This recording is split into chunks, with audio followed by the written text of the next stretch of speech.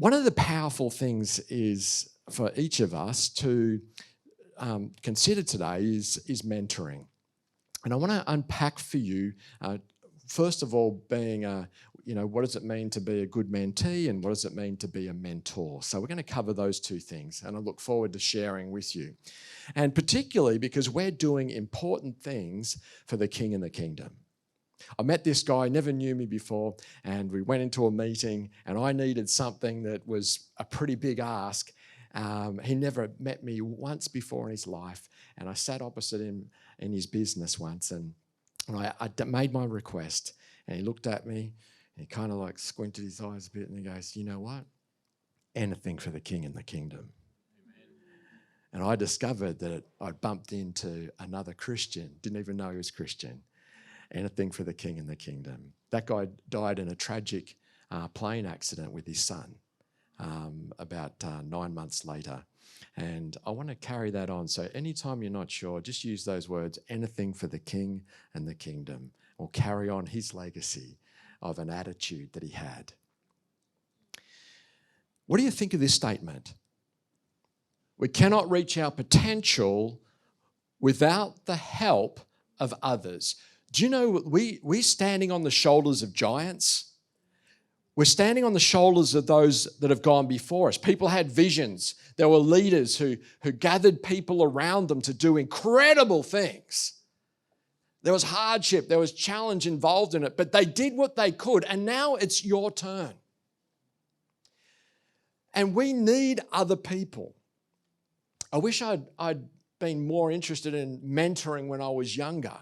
It would have helped accelerate what I would have known and understood, and I would have been probably further than I am now if I had taken that more seriously. But it's not too late for any of us to lean more into mentoring. So if you want to reach your potential, you've got to get outside yourself.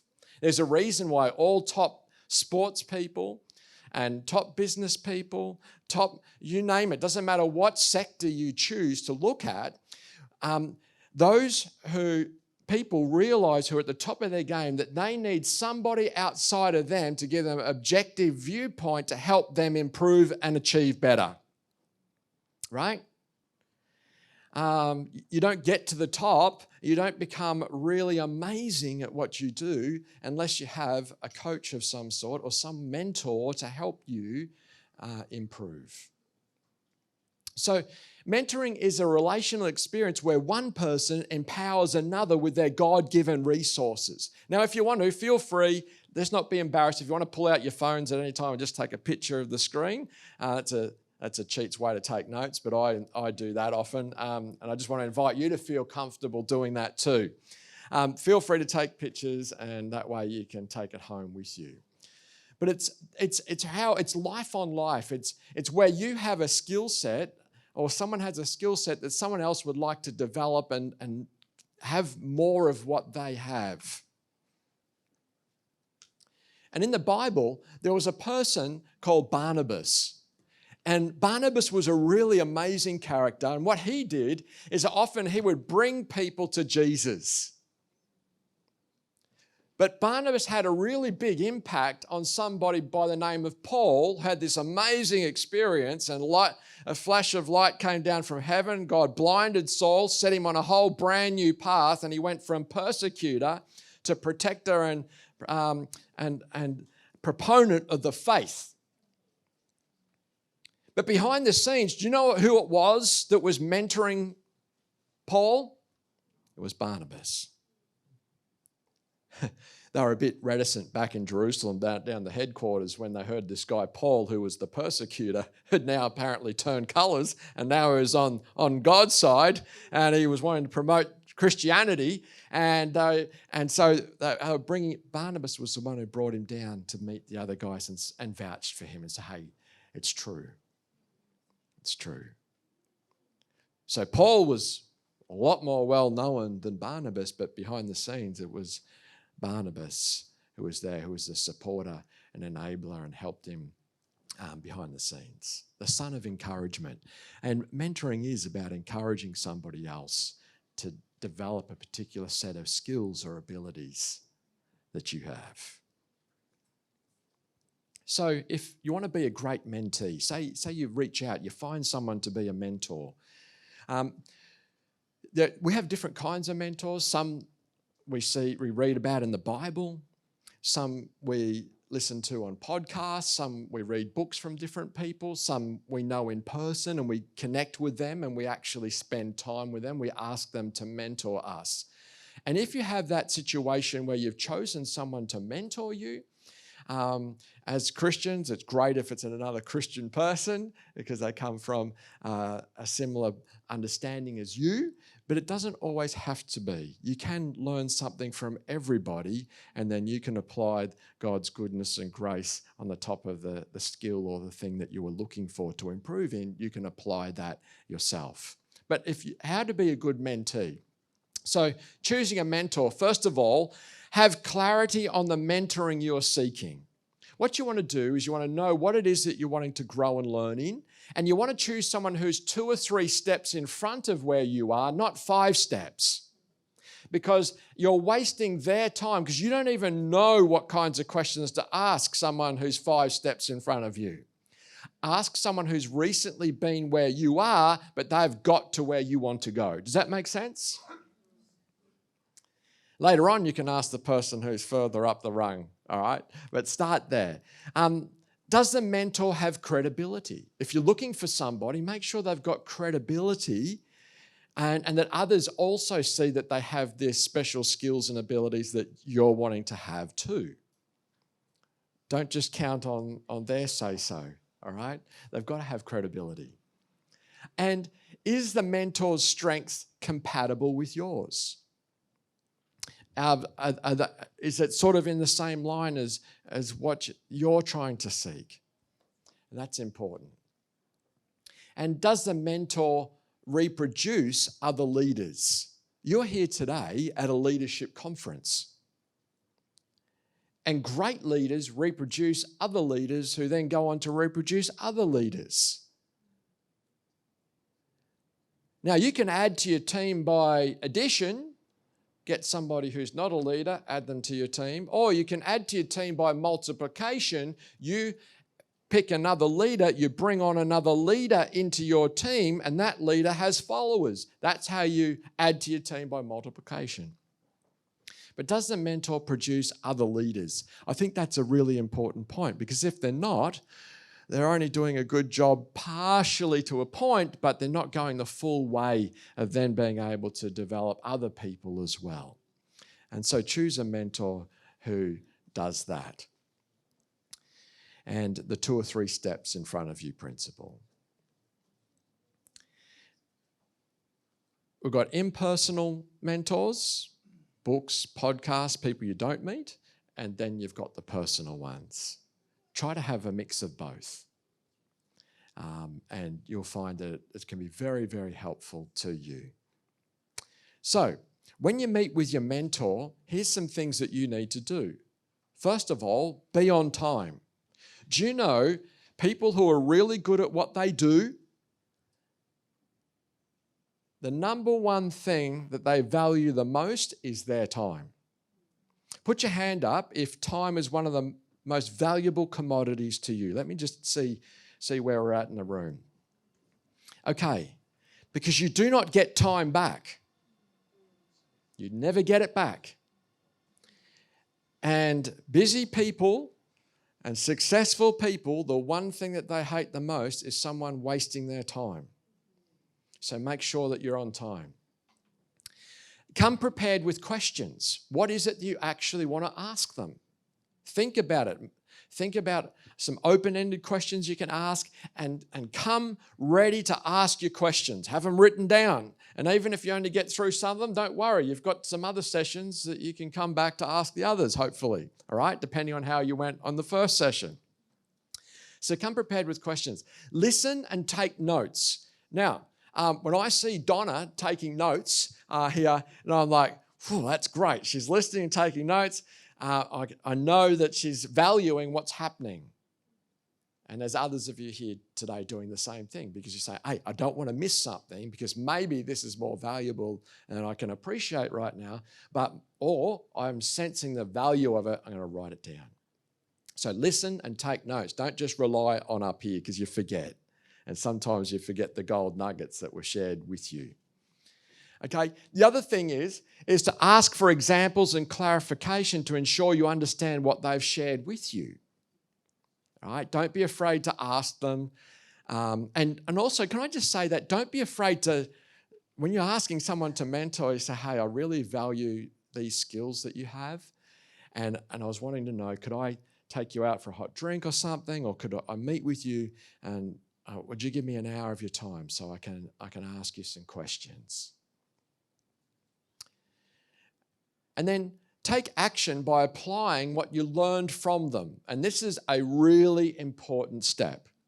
A lot of people love hearing new ideas and new thoughts. They go, yes, we're at a leadership conference. Oh, yes. Oh, I love all these new ideas. Then we go back and do exactly what we've always done.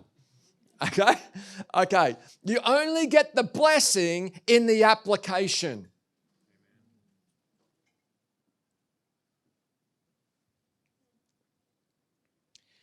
So the mentee learning cycle looks a little bit like this. Here's what I learned from you.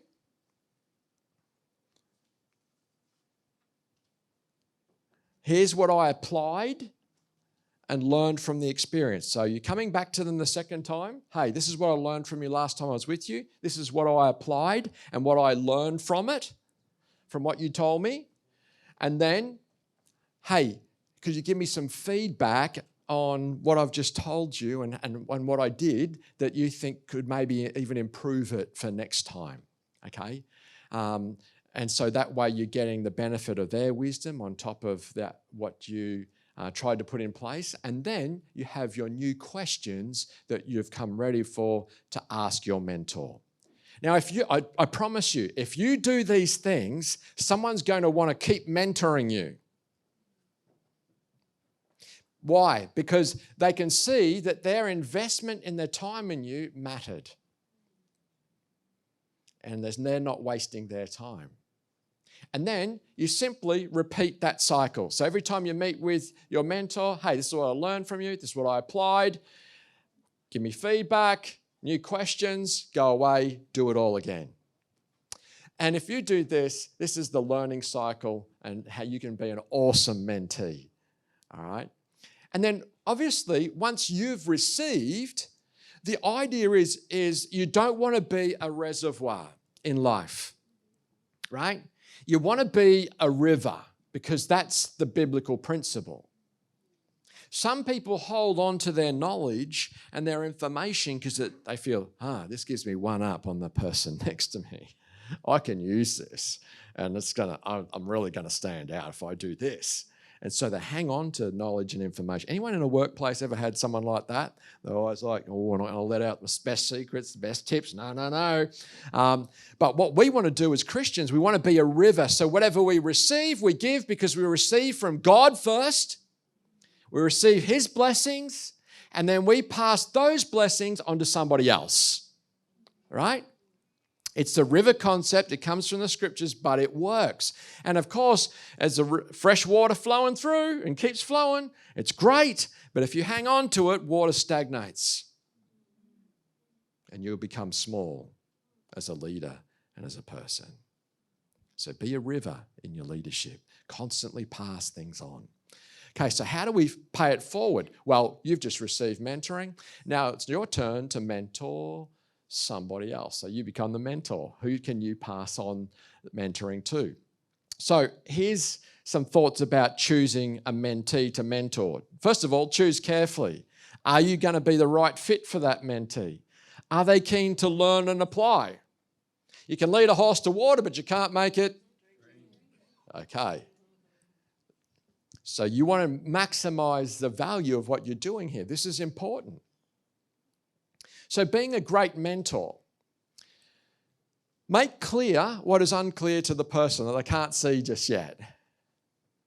All right, so I had someone come up to me last night. They were starting off on something, and then I asked them a couple of questions. They replied, and then I made a suggestion about something to them. They go, that's a really good idea. I never even thought of that. So a mentor helps make something that's not clear, clear.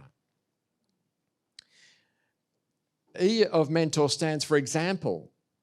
As a leader and a mentor, what you want to do is you want to go the way yourself and show them the way, all right? And so know the way, go the way, show the way. So you discover the way, you know it yourself, and you're going there and you're showing others how to do it too. Great leaders, they don't build a ladder for themselves. Well, they figure out how to do that, but the big thing with great leaders is they help other people build their ladders too. N stands for nuance the small things. Because I don't know about you, but I've discovered it's not the big things that often are the thing that really makes the difference. It's a series of small things that makes the difference. So if you can nuance those small things that make a difference for somebody, it can go a long way. T stands for time investment in their growth. You've got to invest time in them. If you've committed to a time period, stick with that. And invest a time period with them.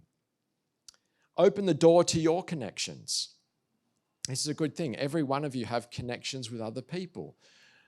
And you can open that doorway for others to step through, to meet other people who would be helpful to the person that you're mentoring. And R stands for replicable steps for improvement. Here's some things that I've done and how I did it, and you might consider trying those steps too.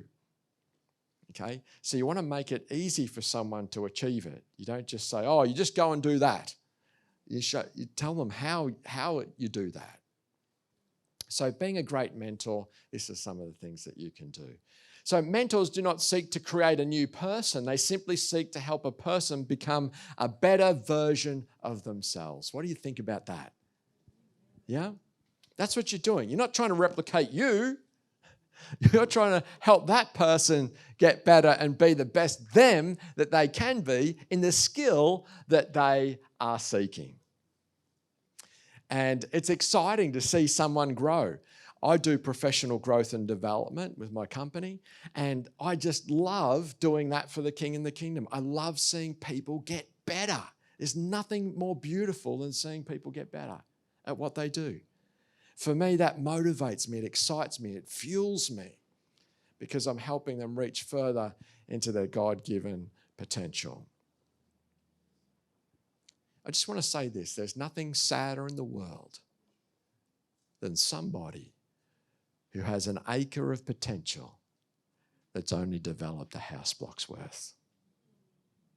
I'm going to ask you this morning, I want you to lock in a number out of 10, 10 being, I've used up all my potential.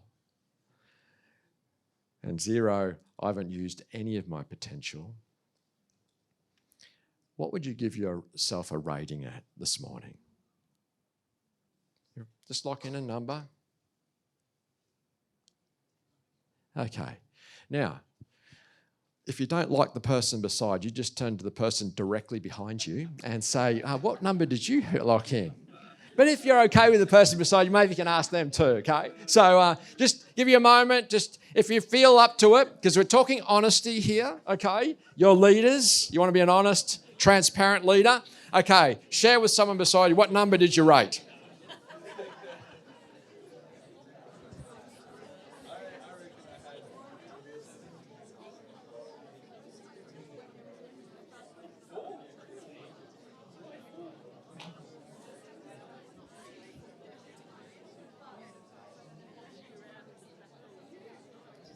Okay, we want to keep this show rolling.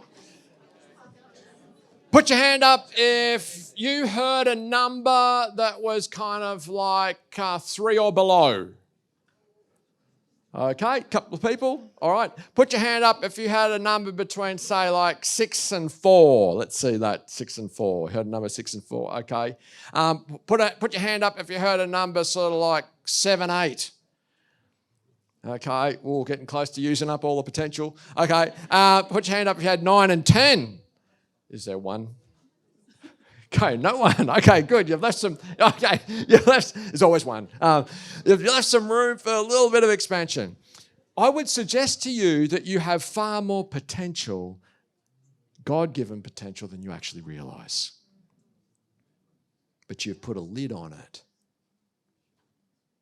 What matters most is not the lids that other people put on you, but the lid that you put on yourself in relation to your potential. So when you meet with your mentee, a couple of things we will maintain. This is the we expectations together. We will maintain a ROI, return on investment agreement with one another. I want to see improvement. We want to see growth, both you and me. We will make each other better, right? Because the mentor also learns from the mentee along the way too. So now there's the you expectations, because we've got to set expectations up front so it limits disappointment. You must come ready. All right. The next thing, you must keep earning my time. The mentee knows up front, you've got to keep earning the time. And that happens, you earn that by your application. You must improve, not just learn. And you must mentor others. So this is the expectation that you set for the person that's coming to you for mentoring.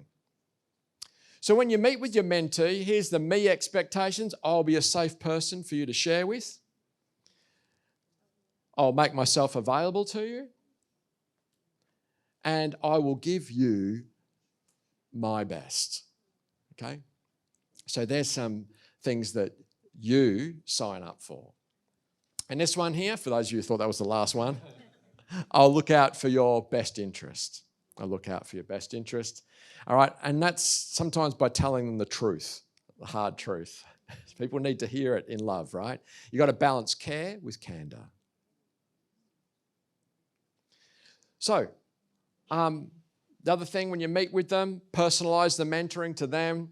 It's not one size fits all, so try to think about what they're interested in. Care enough to have crucial conversations with them, and then introduce that bigger room. Hey, here's some other people I think would be valuable to you. Here's some other books I think would be helpful. Here's a podcast that I listen to. I think you'd appreciate it. So this is where you introduce a bigger room. And by the way, if everyone's coming to you for advice and mentoring in the team, in the group that you're in, probably you need to start finding a bigger room. All right? Otherwise, you can stagnate as a leader. So, we teach what we know, but we reproduce who we are. That's integrity in leadership and mentoring. Just think about that for a moment. It's not about, hey, do as I say, not what I do. It's about, here's what I do. Can you follow me?